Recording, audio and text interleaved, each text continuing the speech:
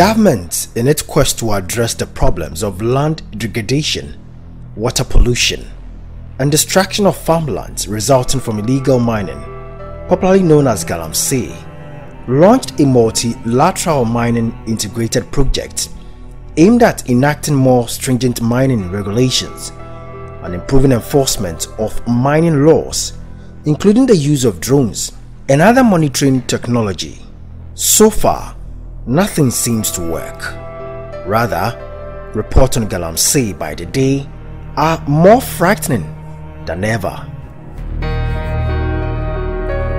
The frightening report of Galamsey are making many feel the fight may probably be out of hand, with water bodies still under serious threats and communities daily losing more of their rights to deciding what they want with their lands. It seems the country has sat down for far too long, almost 40 years, to address a challenge that could have been nipped in the bud if effective measures were stringently respected.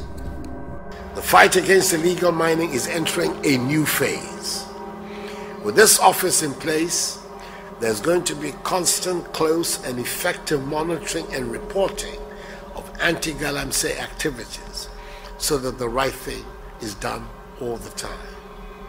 This new phase will demonstrate our resilience and commitment to ensuring that our water bodies, lands and forests with their biodiversity are not destroyed.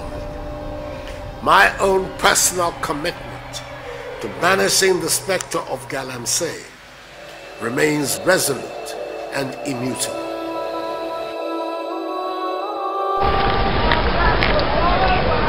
This is Sefwi Elubo.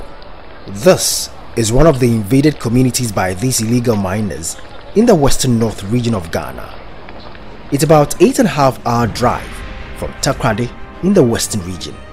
This is a small town denied of any formal job to absorb the youth here.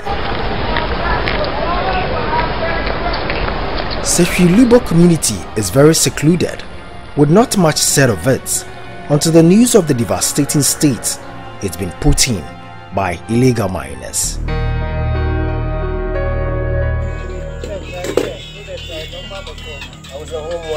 Everyone begins to look at my direction as I step out of the pragya I came with. Some unsure residents begin to make enquiries on this person they see as a total stranger, but as I try to approach, they are reluctant to speak and begin to retreat. Perhaps I appeared to them as a criminal investigations department officer. It took my tour guide and the rider of the pragya to get them to direct us to the area destroyed by illegal miners. It appears time to be extra cautious. I've noticed two men in white tops over white pants monitoring me from a distance in my interaction with Kwame, a resident who has his towel wrapped around the waist, seated in front of his house. He expresses his worry in a feeble voice.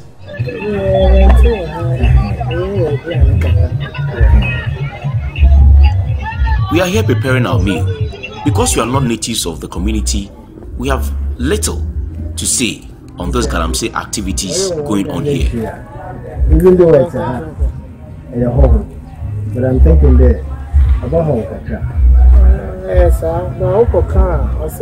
Each time we have expressed concern, we are told the lands or plots belong to them and they choose what to use them for. Therefore, you being a mere tenant have no right to dictate to them. In this case, you can only observe with your mouth shut.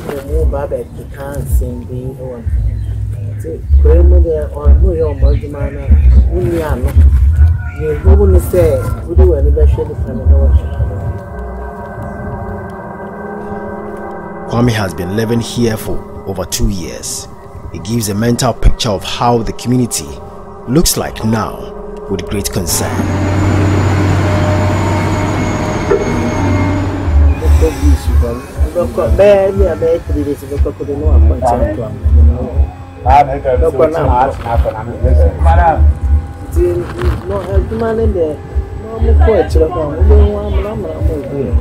If you're able to move further, you notice the magnitude of destruction caused.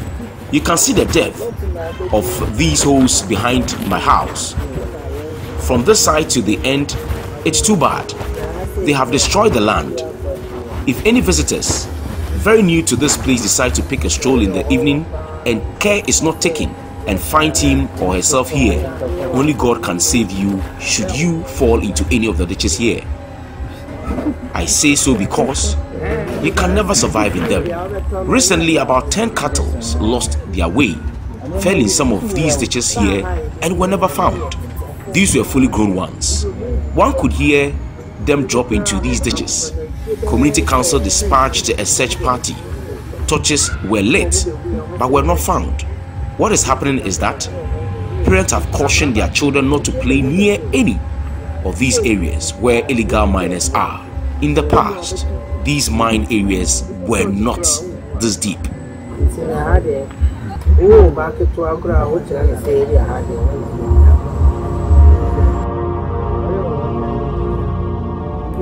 To what extent have these individuals been cowed into fear and made voiceless by powerful mining gurus, both those who show their faces on the fields and the ones giving them the authority to be in the communities?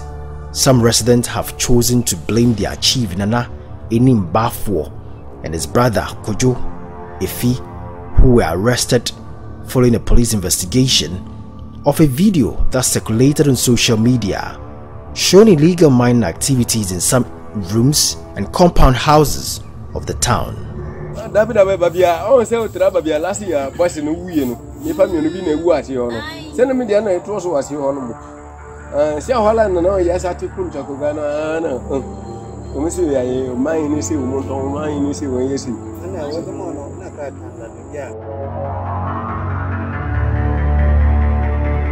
Remember that the chief and the brother on Monday 19 September appeared before the Sefwi Magistrate Court presided over by his worship Lawrence Bui and have remanded into 1 week custody for involving in illegal mining. The two have been charged with 2 counts: conspiracy to commit a crime, mining and mining without a license. They are also to reappear before the court on September 26, 2022. According to the police, it is also pursuing 6 other people in connection with illegal mining activities in the area. Since the arrests, the community has gone quiet, as most of them have left to nearby towns, while several people involved in illegal mining are also on high alert. Elsewhere in Johannesburg in South Africa, the gold mines brought with them not only development, employment and wealth, but also the most devastating war in the history of South Africa: civil unrest, economical inequality, social uprooting, pollution, negative health impact and ecological destruction. Could the development in Johannesburg be likened to what we are witnessing in mining communities in Ghana? Well, it is the hope of many that as Galamsey issues are back on the front burner, the government will involve all chiefs of communities where these illegal mining activities are ongoing, together with other stakeholders in a discussion on solutions to tackle this canker. From Elubo in the Western North region, my name is Isaac Hughes, reporting for Assassin News.